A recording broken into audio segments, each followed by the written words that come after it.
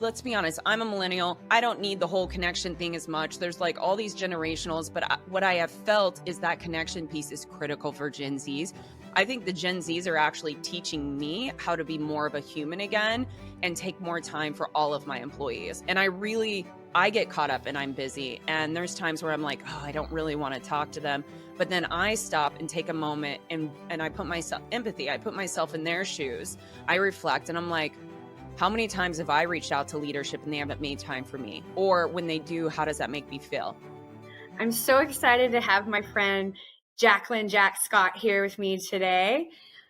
She's a highly decorated special veterans warrant officer with 18 plus years of military service, specializing in cybersecurity and electronic warfare. She is a renowned author, blogger, YouTuber, and podcast host advocating for cybersecurity policies. Jax founded Outpost Gray, authored Cybersecurity Career Master Plan, and is a board member of the Special Operations Association of America. She's committed to empowering female combat veterans, working on the Jax Act, and holds a master's in cybersecurity risk management from Georgetown University. Jax has also spoke at Harvard on successful military to executive leadership transitions in the civilian world. Welcome, Jax, and thank you so much for being here today. I'm so excited to have you and talking about a much needed topic, managing up and proper communications. I think it's such a timely thing to talk about in our world today. And so just simplistically, what is the importance of effective communication in the workplace when it comes to managing up?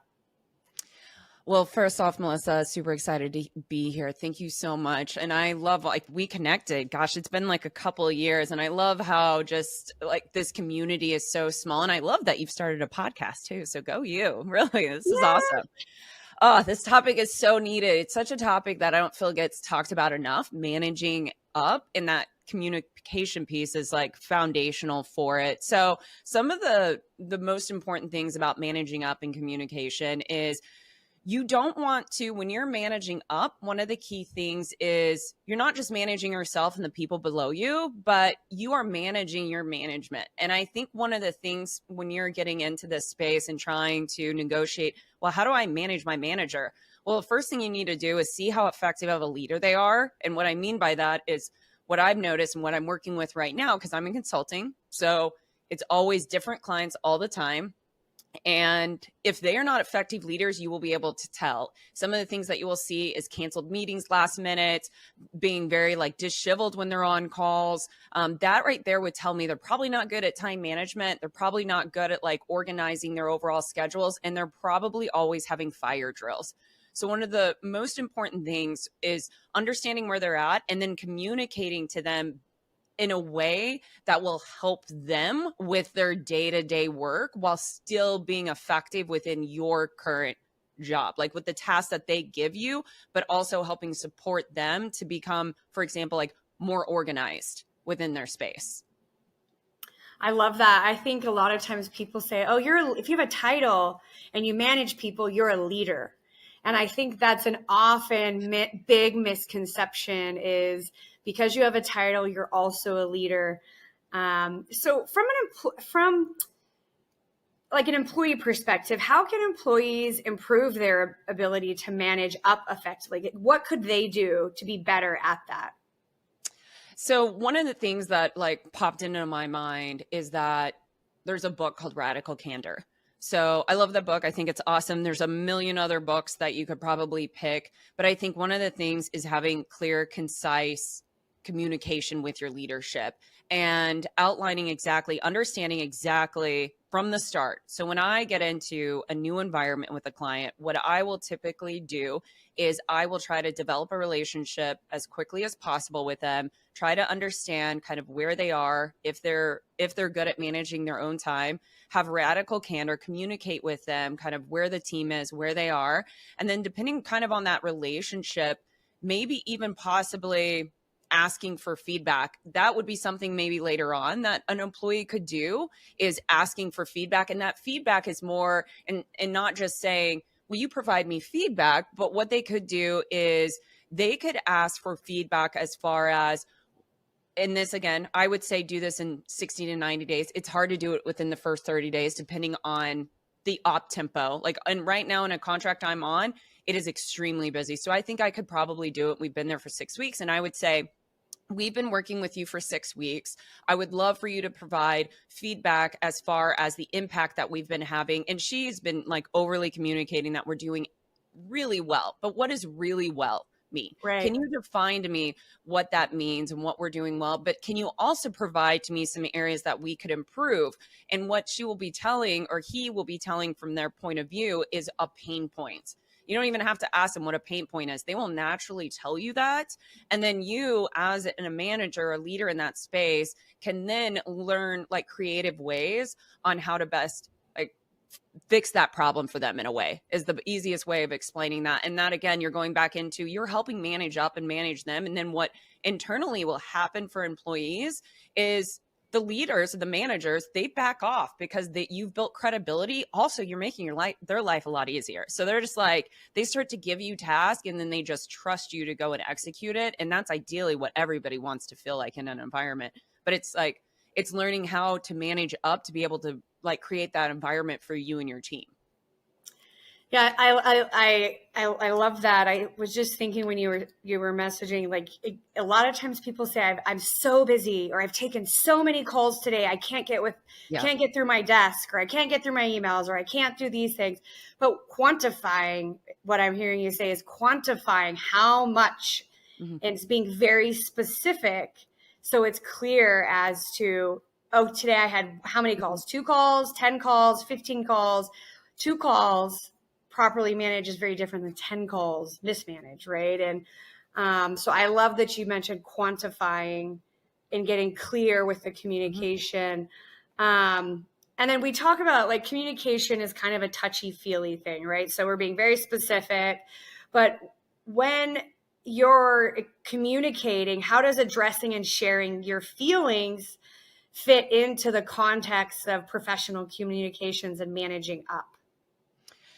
So, in my opinion, a good leader, bottom line, is going to have empathy and is going to be an active listener, like, period. You need to have those skills to be an effective leader. That's because I've come from a military background. I had to learn empathy. It wasn't taught. That was not a key thing as a woman in the special ops, to be empathetic. And then I wasn't really taught active listening. Hence, in the military, it's do what I say, don't ask questions. So you didn't have that dialogue back and forth. Right. So I think for effective communication, regardless if you're managing up or anything, I would say this is across the board. You need to be able to sit and listen to your people, sit and understand and have empathy. One of the things that I have done with my current client that I'm working with right now is when we've hopped on calls and it's just been one-on-ones, I have tried to get to know her more, and she's remote. So we all work in the office, but she's in another area in Georgia. So I just ask her, like, why did you decide to move there? Her wife lives in another location. I asked her why. So I take all of these things into like consideration. She has an elderly cat. Her vehicle like broke down recently. So she has all these stressors. And then I've asked her about, you're in an acting role right now. How is that going? And she volunteers. It's very stressful. So these are all good things for me to understand and having empathy for her, because this, Melissa, when you're talking about something, I know for me, if I'm sharing my feelings, I might have just met you, but if you simply just go, and I'm sharing how frustrating it is to live separate from my wife, or, the challenges of being in this acting role, for me to simply just say to you, wow, that must be really, really challenging. I can only imagine how much you have on your plate right now. That right there is just like, oh my God, I'm seen and heard. Like, she gets it. And that could be like, it not in a lot of situations, that's in a way instant credibility. And it also Absolutely. allows them to feel like, oh, she understands. And so I am building that credibility as we're building out this new program together. And she has just met me, but it's also telling her, like, I've got your back. Like, I understand what you're going through. So I am going to do the best I can to help make your life as easy as possible without saying all of those things to them, because people, that's how people communicate. So again, I think empathy and I think active listening. I think listening more than talking is so critical when you're trying to understand your managers and manage up. Yeah, for sure. I think too, getting clarity when you don't understand too. So Yeah. listen, make sure you're hearing people Yes. and say, what I hear you saying is this, this, this, and this. And getting that feedback and saying it back to someone helps you really understand. So a lot of times I feel like in the world today, we don't have attention span like we used to, where immediate gratification, to the point, get through the day, get through our meetings. But I think re-saying what your expectation is and what you hear helps people, because people have different learning styles. Mm-hmm. Talking, sometimes people don't listen, right? They have to see it written or they have to write it out, and being able to understand and having empathy and truly listening to understand. What's that saying? 2 ears and 1 mouth, use them proportionally, or whatever Oh, that yeah. saying, Yeah. whatever that saying is. And I couldn't agree with you more. This episode is brought to you by Summit Ventures. If you're an accredited investor, Summit gives you access to one of the greatest tax advantage opportunities: direct ownership in oil and gas. Their projects deliver what they call the triple play: cash flow,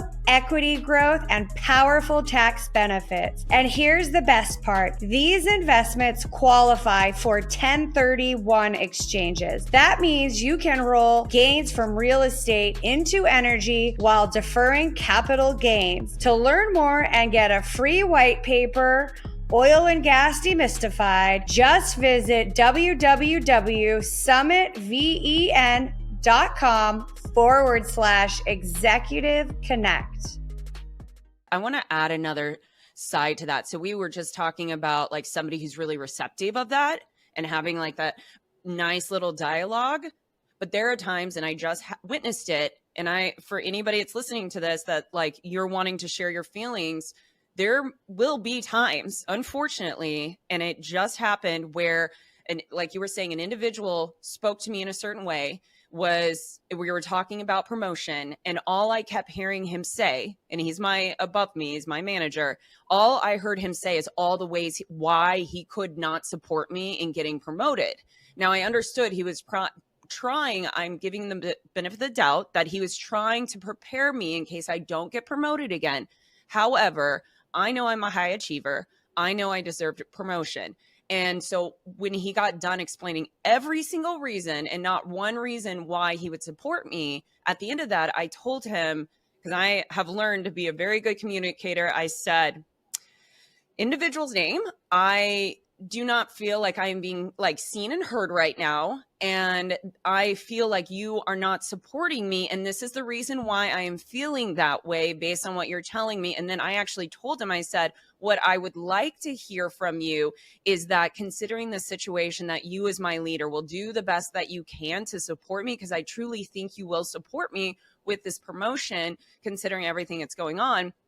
And you would think an individual would be like, yes, like that, I have your back. But for some reason, and I have my own assessment of why this happened, he lost it. He started raising his voice at me. He started being very condescending. He then told me that my feelings don't matter. So that happens too. And that's where you still have to stand your ground, and your feelings do matter. And it goes back to like, find leadership that cares. Sometimes you're not going to be able to manage up. It's not, I've had issues with him for months, and now I'm leaving his team. So don't be afraid that if it's your first time to try to manage up and it blows up in your face, that is not you. It could be the other person's.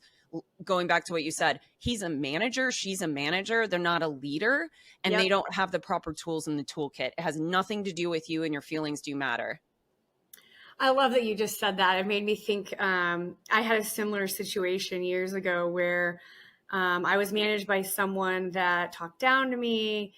And, you know, I have an engineering degree. I have a minor in math. I know how to count very well and do math. And he kept telling me, you know, oh, are you sure you counted that right? And I remember I took a step back because it was only me that he just in a room talked down to, in a room. There was something about me that he just didn't like, and I could tell. And so I pulled him aside and I said, hey, and I just hit him head on. And I said, I've clearly upset you and I continue to upset you. Is there something I can do better as your direct report that I'm not doing?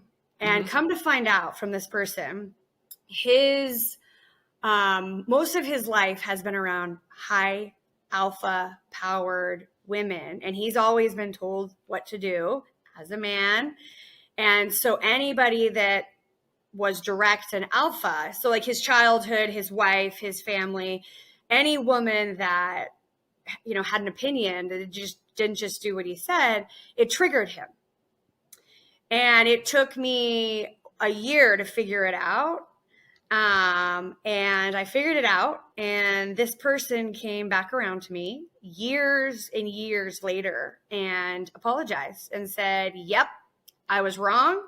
I engaged you wrong. And I just said, hey, you know what? You taught me something that I learned how to stand up for myself, how to champion what I believed. And because you think I'm this way doesn't necessarily, it means it's correct. Right. I think, you know, people make an opinion about you or me because I'm a blonde, that I'm a bimbo. Right. And or whatever. And I'm just picking a random thing. Right. And I think it's up to me to decide if that is a valid assessment of whatever the trait is or whatever the comment is. And sometimes I think people are just having bad days too. Right. Like I have bad days. And, you know, I was just mentioning, you know, I got presenting on something and I forgot to introduce the person that was presenting, and I just jumped right into what I was doing. And so I think we're human. And, you know, you nailed it earlier talking about being genuine. And I think people can sense when people are phony. Like I know I can sense when people are saying, you know, the same, how's your day? Or how's the weather? And you can tell that they're going through, well, the weather's great outside, right? And you can tell they're not comfortable. And so sometimes I try to help and soften that. I'm like, the weather's great, but it'd be better if I was, you know, in Florida on the beach or something. And so I think, and it also is generational too, right? How people communicate. So, you know, from your perspective, are there any trends or tools or skills that is effective for maybe the Gen Z group? I love this group because a lot of people struggle with the Gen Zs, but I have so many employees that are Gen Zs that I am very close to. Some have even left the organization, and I have countless stories that on my birthday or at something they've seen I post on LinkedIn, I've gotten like a Starbucks gift card. And then one reached out to me and we just caught dinner the other night. She was like, I really want to connect with you. I really miss like seeing you in the office. And, you know, she's like, I don't know, 23 or 24. So I don't have it figured out. I want to start by saying that I don't have it figured out, but I'm just going to tell you what I have done that seems to have worked. I think authenticity is key. I'm very authentic with my Gen Zers. I'm authentic with everybody. I don't BS. I am very much I over communicate. So I have high expectations for my team. I have realistic expectations too. I know some leaders they say that, and they're a lot of times not realistic. I communicate at their level, but I also challenge my people. And so with Gen Zs, what I have identified, and this is sometimes hard for leaders because they're like, well, I'm so busy, blah, blah, blah, blah, blah. But with Gen Zs, they need time. They need time with you. They need to know that you care. Now, will you always have to devote that time to them on a weekly basis, 30 minutes a week, every single week? Maybe for a couple, but a lot of times after they've established that rapport with you and you've set those meetings aside, they just want to be seen and heard. They live in a very overly stimulated environment. And so a lot of these Gen Zs, and I work in cybersecurity, and a lot of them work remote. And they're like at their desk and they just type and they're on their phones. And so that first initial interaction is a little awkward, that from what I've seen. But what I do is I just I ask them like, how are you doing? I still to this day, if we have team meetings and I haven't talked to one of my people in a while, I'll be like, hey, can you stay back? And I'll just ask, how have you been? Have you done anything on the weekend? Have you done any weddings? I have one from Africa. I was like, oh, what was the like outfit that you wore? Share with me what did you do? She always goes in parties. So I'm like, what did you dress as? Is Halloween? What? Because I know she's a social person. So it's getting to know them. And this is like, to be honest, Melissa, it's common sense. But I think because we have neglected this like connection piece, because let's be honest, I'm a millennial. I don't need the whole connection thing as much. There's like all these generationals, but what I have felt is that connection piece is critical for Gen Zs. You are not going to be able to have influence, and they are not going to want to follow you and stay with you and give you the highest quality of work if they don't feel like you have invested in them and you care about them. And I think we should take that. I think the Gen Zs are actually teaching me how to be more of a human again and take more time for all of my employees. And I get caught up and I'm busy. And there's times where I'm like, oh, I don't really want to talk to them.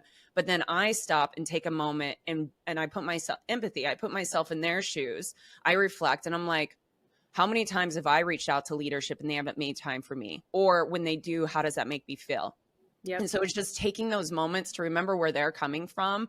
And a lot of these kids, and I'll end with this, is because I go on forever for Gen Zs, is I feel like they don't have a lot of mentorship in their life. Their mentorship is their social media.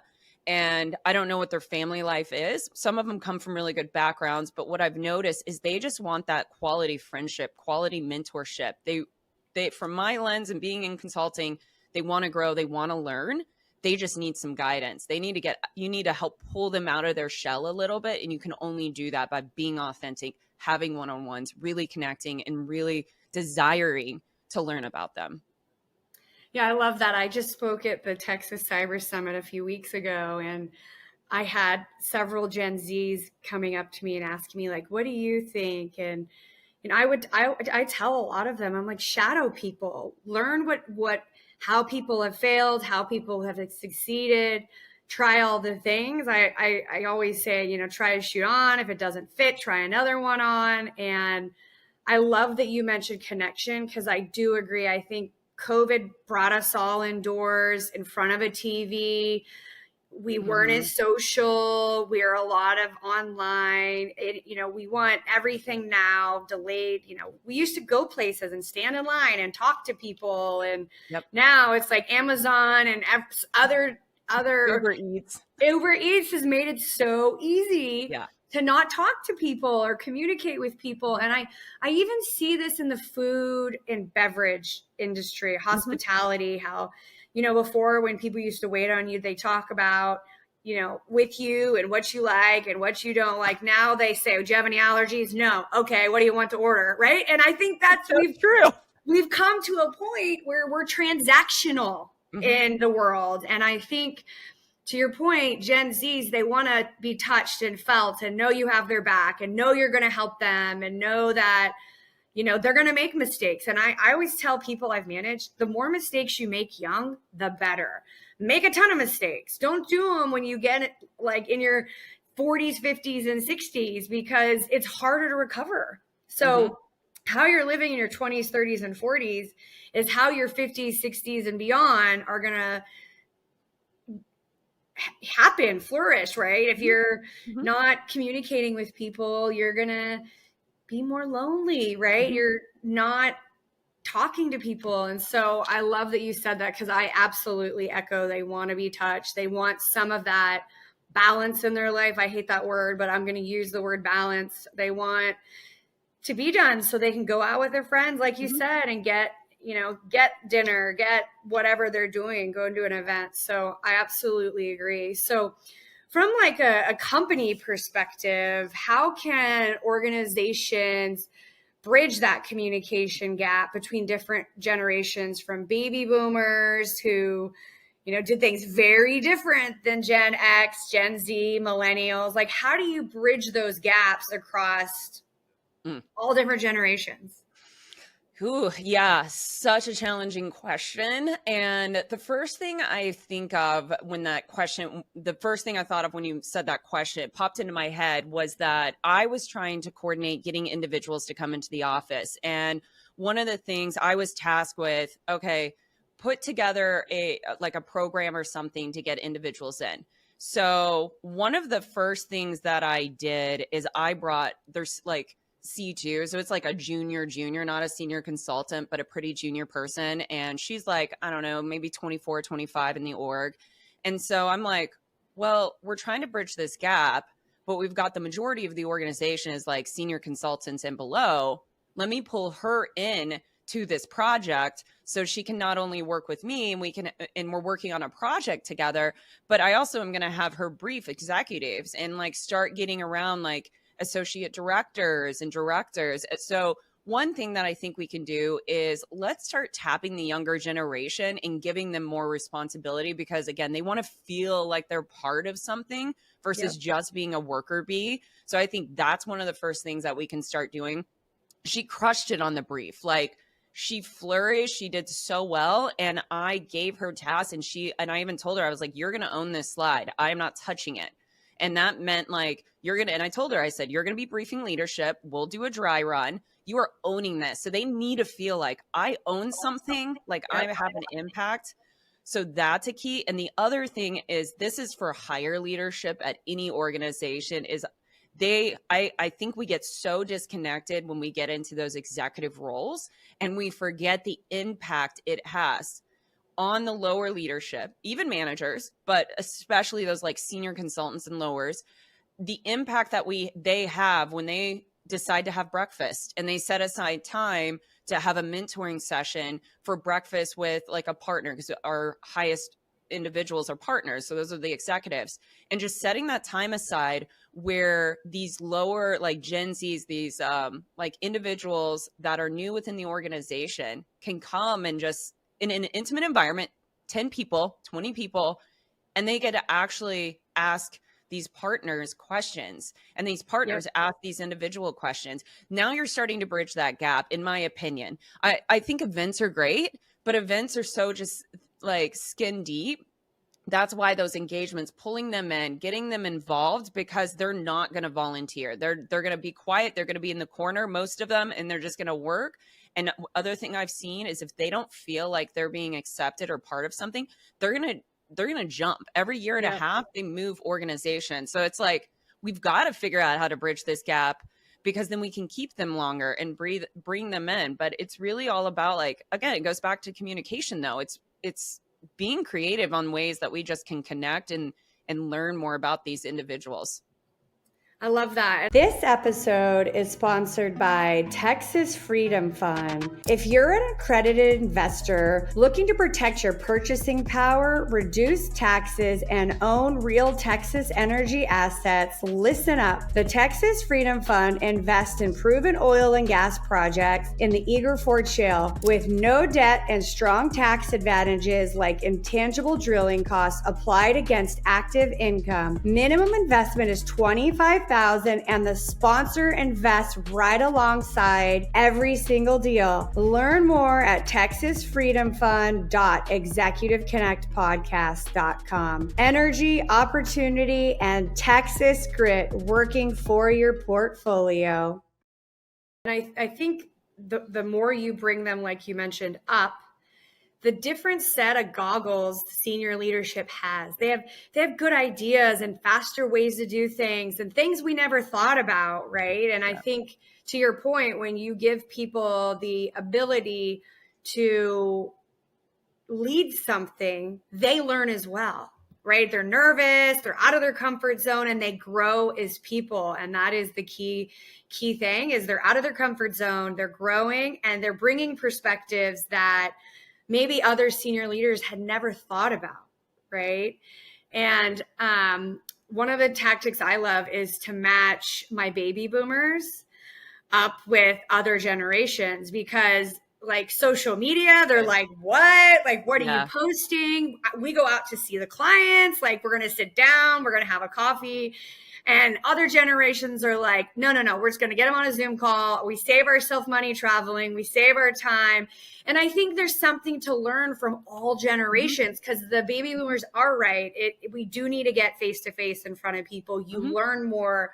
We've gone away from that a lot these days, seeing your clients face to face. Like, we're not doing that like we used to because we have Zoom and other methods to communicate. But the baby boomers, everything was built on that face to face handshakes. We don't need a contract. We'll just shake hands. And and I think there's something to take from that, because like you mentioned, there's a communication factor, there's a trust factor that maybe other generations don't have, they help each other. And I think that I personally love hiring all generations. I think everybody has something, all generations, all cultures, all races. I think everybody has different perspectives. And the more we can let people lead their own thing and come up with strategies, the better it is for the organization. So when everybody's thinking how to build things and how to do it better, leadership is better and the companies are better because they're having ideas brought to them instead of paying, for consultants. And not that consultants aren't great. It's just you have people that are in the business tap into that knowledge. And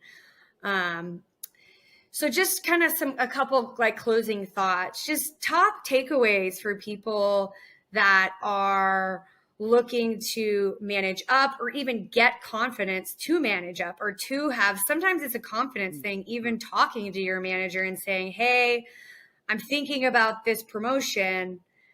Yeah. What do you think? Yeah. Right. Sometimes managers don't even get that, right? They don't get what employees are thinking. So I think from both sides, like whether it's the person managing up or the manager managing the employee, any thoughts on that or any suggestions? Yeah, the promotion thing. So I just had a talk with one of my best friends I've known for like 15, 16 years last weekend. And she's a PA and she deserves a raise. And she is terrified to talk to her boss about it. And this is very, very common. I see it more in women than I do men. I don't have any problems with it at all. I'm like, I deserve a raise. I deserve a promotion. But I'm like, here are all the reasons why. I obviously don't approach it that way, but I understand the fear. So what I told her, and obviously this is going to be situationally dependent. It's also going to depend on the relationship you have with your boss and all of these other factors. But you have to believe in yourself. And I know that is harder said than done, but you do have to believe that you are worth it. And you have to work on some way of like self-love, because a lot of times that fear is based around, for women, is based around, I don't feel like I'm good enough. Because I asked her, I said, why are you afraid? She said, well, because I want to go into this surgery thing and I don't think I have enough experience and I've got only 2 years and blah, blah, blah, blah, blah. And she works all the time. And I was like, stop that. Like, most people would not consider all of those factors. Like, you have to know where you're at right now is enough to be able to deserve this. So I said, instead of just going in and saying, hey, I need a raise, why don't you, I always like to promote, like, go in and approach it very positively. And I like to practice too. Like, I tell people all the time, run through scripts with your friends. Like, maybe you have a friend that's in a higher management spot, talk to them and run through like, hey, I want to pretend that you're my boss and walk through the script. And how I approach it is just assume they're already going to support you. Like, put yourself in that. Because a lot of times we're like, they're not going to support us. We have to get rid of that negative energy and we have to go in as if they're going to support us, because we rock and we deserve this, not egotistical, but like with confidence. Right. So you just go in and you go, hey, I wanted to talk to you about, it's that time of year for end of year reviews. And I'd love to work with you, like talk to you about how I can like position myself for promotion. I really believe that you would support me in this, knowing that for the amount of time that we've worked together and it's been a great experience working with you. Is there some feedback that you can provide me? I do believe that this is the period of time that I should be up for promotion and blah, blah, blah, blah, blah. Because you can really like finesse it in a way that you're still firm, but you're not just like, you need to promote me. Like, please promote me and all these things. So I would encourage somebody, if they're afraid of approaching their leadership about any challenges or learning how to manage up, first off, you've got to believe that you're worth it, and you can do this. And then work with friends, work with somebody that you can talk through these scenarios with, because I still do it. If I get into a challenging situation, hasn't happened in a long time, but if I'm like, oh, I don't feel comfortable with this conversation I'm about to go into, I will either write it multiple times and read a script, or I will like phone a friend and be like, hey, I want to talk to you about the situation, how I'm going to present it. Will you give me your feedback? That's like, I've never failed with that. And it's always great, especially if you think it's going to be a really challenging one, to get that outside opinion. 100%, having people like mentor. And I think one other kind of piece is having data. So why you deserve the raise? What have you done? Yes, 100%. So going to a manager and saying, I deserve a raise, is a whole different way than saying, you know, on your review, this is what I've accomplished. Yep. This is what I want to accomplish for the company. I'm all in. I'd like to be in this role. What do I have to do to get there? And really being collaborative with your leadership. And sometimes it's timing, and timing's not right. And I've asked for roles and not got them. And I think sometimes people don't want to give you the role because maybe they just don't like you, or they're intimidated by you, or they're looking for they feel like it's a male role and you're too, you know, aggressive as a female, or too direct, and they want less of that on the leadership team. So I think there's two perspectives. Think about it from the company's perspective, like what have you done to warrant this raise? And two, be okay that timing's not right, but don't stop asking. And it is uncomfortable, and you got to do it. You got to push yourself out of the boundaries. And like you said, having friends, practicing on your friends before, and fumbling with friends is a safe place to try and learn. And your friends will make suggestions, and recording yourself and re-listening to yourself and thinking, what, I give myself a raise? Exactly. Yeah. And just listening. And I've done that for myself. I've recorded myself a few times. I'm like, wow, that sounds terrible. I better try it this way. And, I love that idea. I've had, you know, it's funny enough, I've had people walk in when I'm recording myself and they're like, what are you doing? I'm like, I'm having a conversation with myself so I can better myself. And you should really see people's face then. That's awesome. But no, I think you're right. You got to push yourself out of your zone. You are worthy. You are worth it. Maybe you're not at the right company, right? If you've been asking for a promotion for a while and they don't listen to you and talk to you, maybe you're in a bad dating relationship with that company, and you need to, you know, shop your talent. So absolutely, all really good perspectives. So 2 final thoughts for you. Any like closing thoughts that you want to share before we finish up? Two of them. I have to do only 2. Okay. How about 5? Whatever you feel comfortable sharing, or just That's like takeaways that people. Yeah. I would just wrap up. It could just be one big wrap up of, you know, and it's kind of the last thing we talked about, but anybody that's listening to this, it's all about effective communication. Everybody needs to learn. And I truly believe I am a really good communicator, but I used to be a terrible communicator, but I still need growth, because I'm really good with the people that are in my like sphere of influence right now, but there might be an individual that comes in the near term that's going to rock my world. So always be on your toes, and just remember that communication is more than just words. It's about empathy. It's about taking time in this busy world to truly care about your people. Yep. And just take the time to understand and have empathy and understand where they're coming from. That's really it. I love it. I love it. I'm so glad I love riffing with you. I could just chat forever about all these things, cybersecurity and veterans and women and leaders, all these things we could talk about. So thank you so much for being here. Maybe you could do a quick plug about Outpost Gray, or yourself, or your writing, or how can people follow you, or give us the scoop. Heck yes. Thank you for the plug. Yes. So Outpost Gray, that's with a Gray, not EY. Find me anywhere. It's on every handle.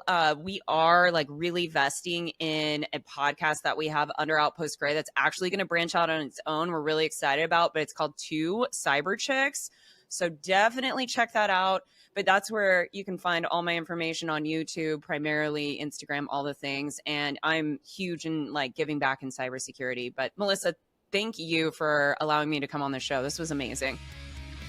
You're welcome. Glad to have you here. And that's Executive Connect. Have a great week. You've been listening to the Executive Connect podcast. If you have questions or ideas on how to bring leadership to the next level, email us at executiveconnectpodcast@gmail.com. And don't forget to subscribe so you can catch every new episode. Until next time.